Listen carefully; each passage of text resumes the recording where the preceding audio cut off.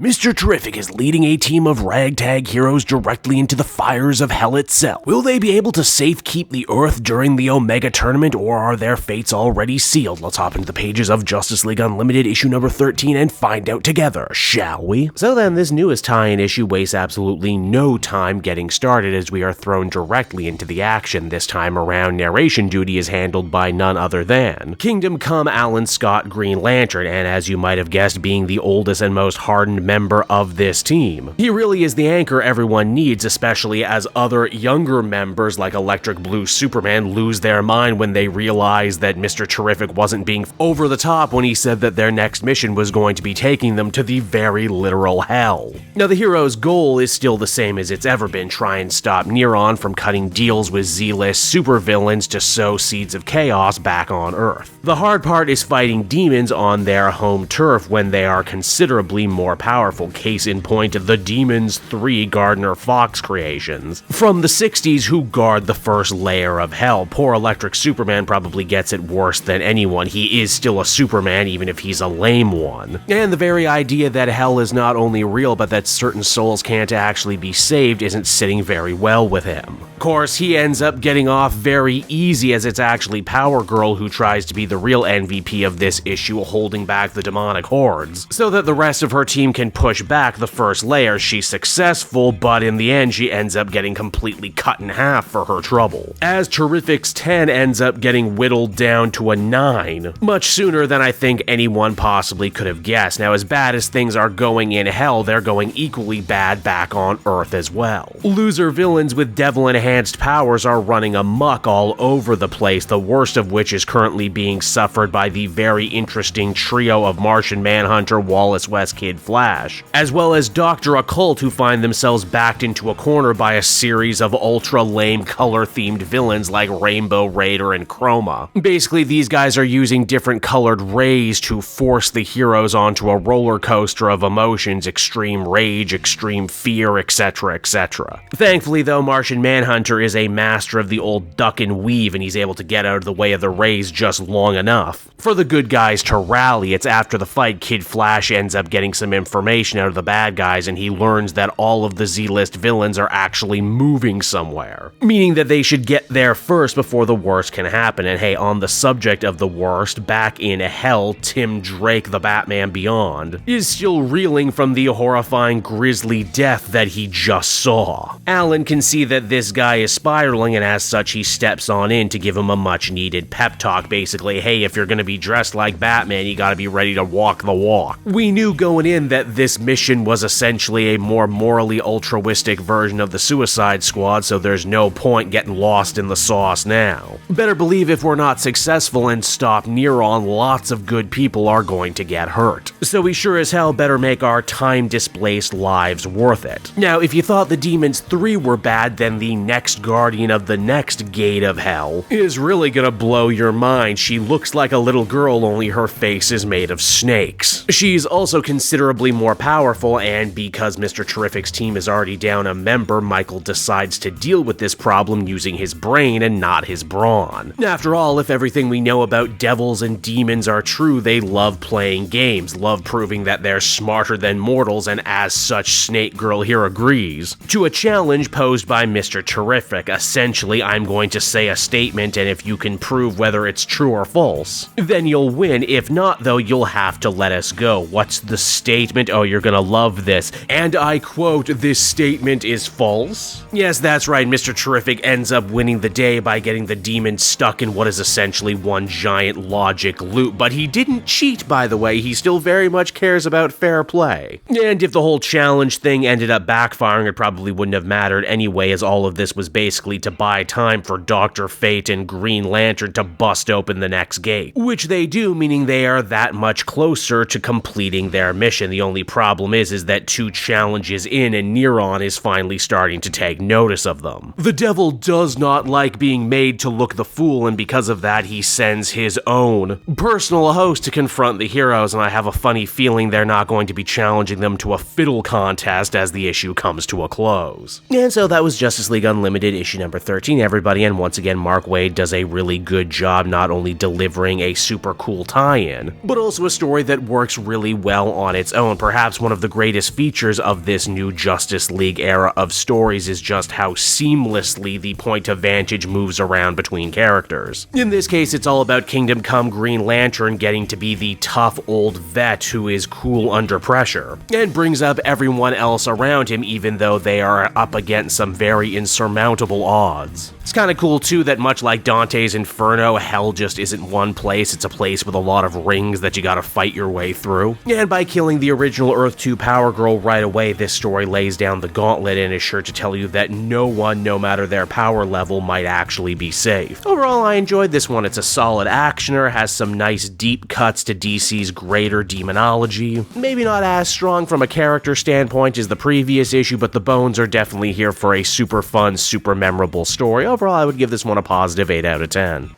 Hey there everyone, it's your pal Cape Joel again, and if you're seeing my face right now, that means you watched to the end of the video, and I'll always be grateful for that. Retention helps in this crazy YouTube game, and so does becoming a patron. If you head on down to the description, you can find a link to my Patreon page. Recently just redid all the tiers, a lot of cool stuff offering up there, exclusive commentaries, exclusive polls, behind the scenes concept art for Capes and Quest, that's the brand new D&D show I've started soon. Never been a better time to become a patron. You can become a patron for as little as $1 a month and help the channel grow and, help me continue to deliver content like what you just saw. So I want to thank you all, and I will see you again next time. Bye-bye.